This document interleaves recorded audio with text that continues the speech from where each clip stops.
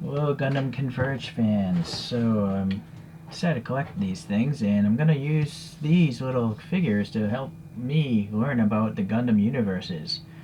I built model kits of these things before. The bigger ones, a high grade, and even a perfect grade one. But I never really learned about the robots. I just thought they were cool looking toys.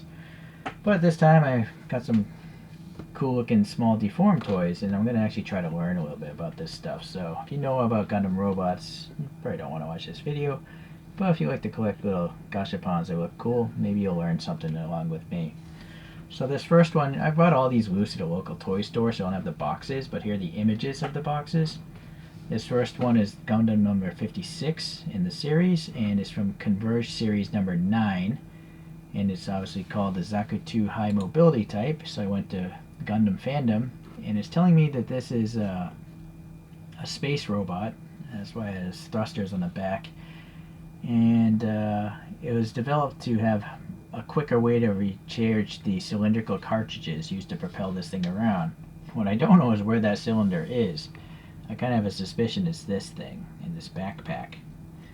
So that's all I really know. Most of these things are giant robots, and maybe 20 meters tall and 80 or 100 tons and stuff. So, all right. Well, looking at this little gashapon, or they call them, what do they call them? They're not gashapons.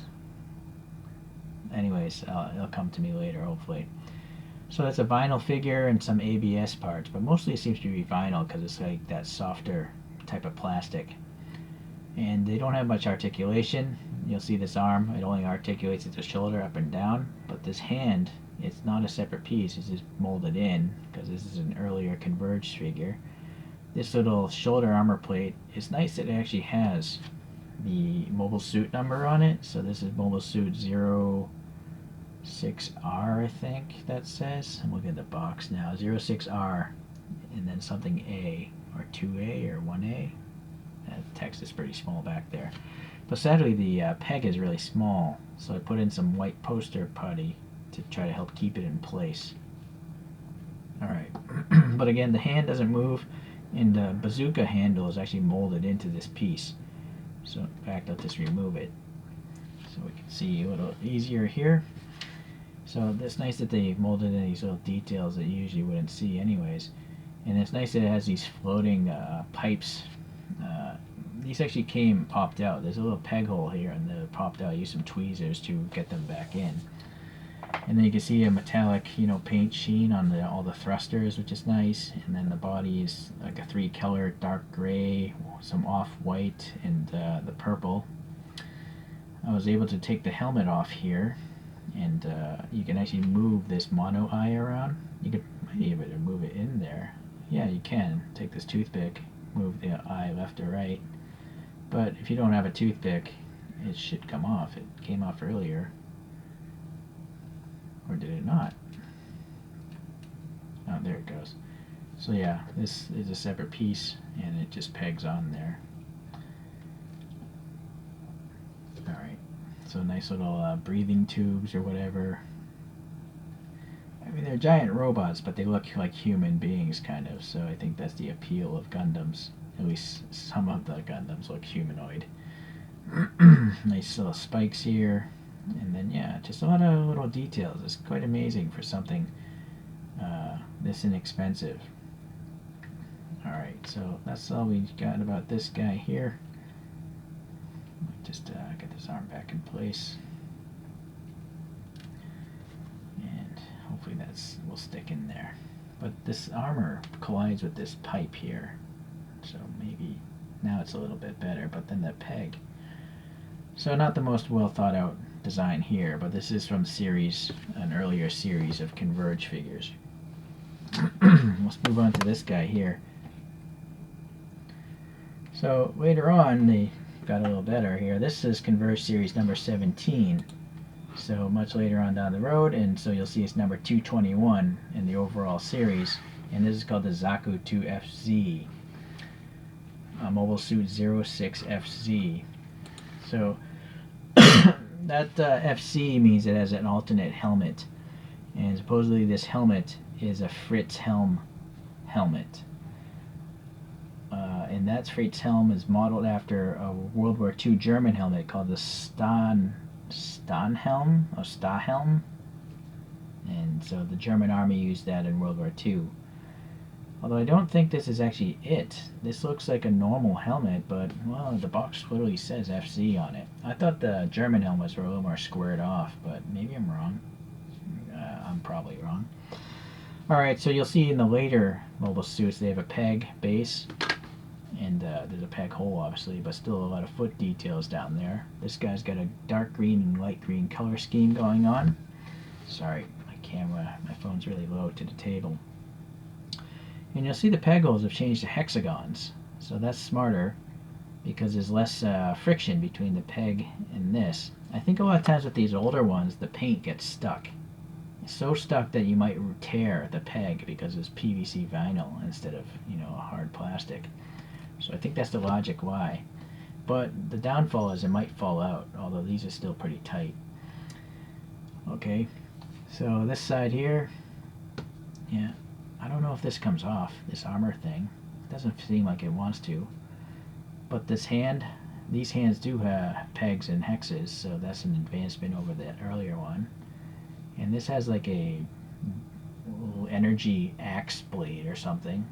The bottom is molded into the hand, but the top clearly looks like a separate piece, but I pulled on it and it doesn't want to come off, so I think it's not meant to move. There's no elbow movement that I can see. Okay. Seems to be some cartridges here on this side, but not the other side, so he's asymmetric a little bit. And I have a suspicion this red thing is the door for the cockpit. Like there's a cockpit in the middle, they're not up in the head. Got a bunch of breathing tubes or whatever these tubes are. Please leave a comment if you know what they're for, because the robot doesn't need to breathe. Maybe they're used to send power or something to the motors. I'm not sure. This guy's got a little backpack with three thrusters on it, and then we got a bunch of other molded details, of course, all over this guy. So he's cool looking. He looks like a ground trooper, with armor on. But in reality, I guess it's just a really big robot. So this next one here, quite funky looking. This is from Gundam Converge series number 16, yet the box doesn't say so, but I looked up on the Bandai website, and this is called Gogg, G-O-G-G. It says Mobile MSM03. So I don't know what those letters mean. I feel like MS is mobile suit, but what would the M mean? Maritime? The internet's telling me this is an aquatic robot. So it was developed. These are energy beam blasters of some sort, these two red things, and so those things would overheat. So they designed this robot to suck in seawater to cool off the guns and the reactor. So that's the story the internet's telling me about this guy. So it's a little bit more streamlined to be able to swim through the water, and these arms will retract up into the shoulders, so it becomes more hydrodynamic. I just bought it because it's really funky looking. So now I know that those are beam particle guns, and it retracts its arms. Toy-wise, we got the hex hole and the round peg. We got a nice color scheme of a dark brown and a tan, and some black here. The bottom of the feet, they have propeller thrusters, because it's aquatic. But then there's also 3 thrusters here in the crotch. I don't know if those are rocket thrusters or what.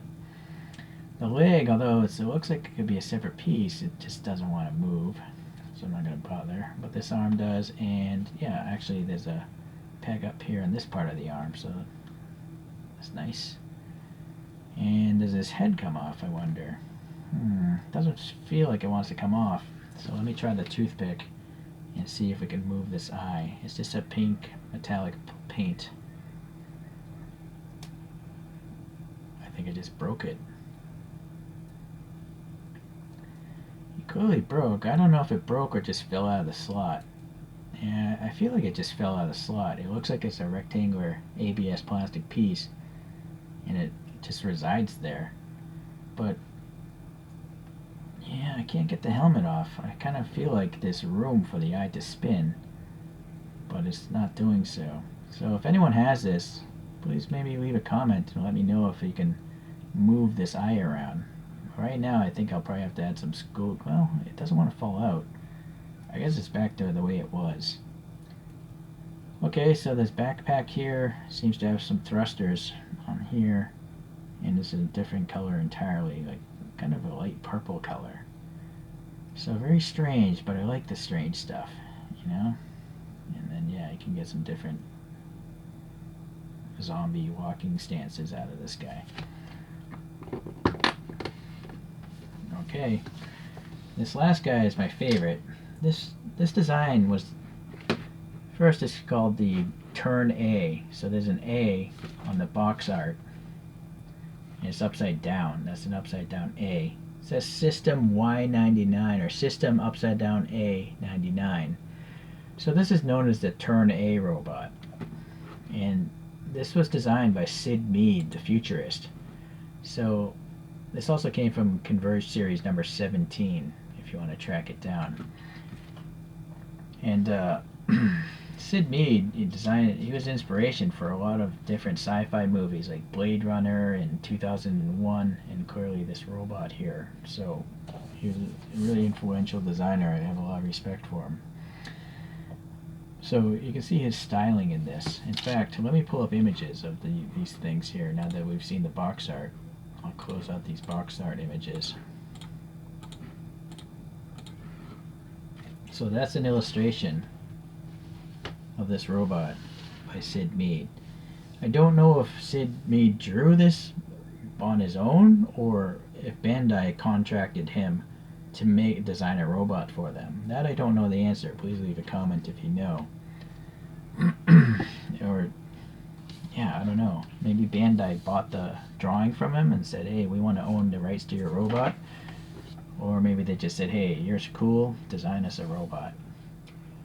Okay, well anyways, it's got this funky like mustache, which is really weird. And then the head obviously turns. There seems to be like some sort of stylized upside down A on its head, and it's a lime green color. On this one, it actually seems to have translucent eyes, like clear plastic. Let me get a flashlight here. It's not just a paint app. There's clearly like an orange lens over like a silver molded eye or something back there. Really cool. So this is definitely the most detailed one, I think, out of the four. And then you got a whole bunch of colors here. You know, this blue, this is an orange, or yeah, I guess those would be orange, not yellow. The shield is white and orange. The shoulder here, still. Now this actually goes back to round. So this is a round hole with a round peg, but it's Series 17, the latest series of these four. So I don't know why they would do that. Okay. The hands, they're just molded in. They don't seem to move. They're not separate pieces. The head here, yeah, it's round and round again. This side. Okay. And then the blaster, this beam rifle. Now see, this hand is a separate piece. And then the rifle's a separate piece as well. So that's interesting. I guess maybe they did it just for ease of painting.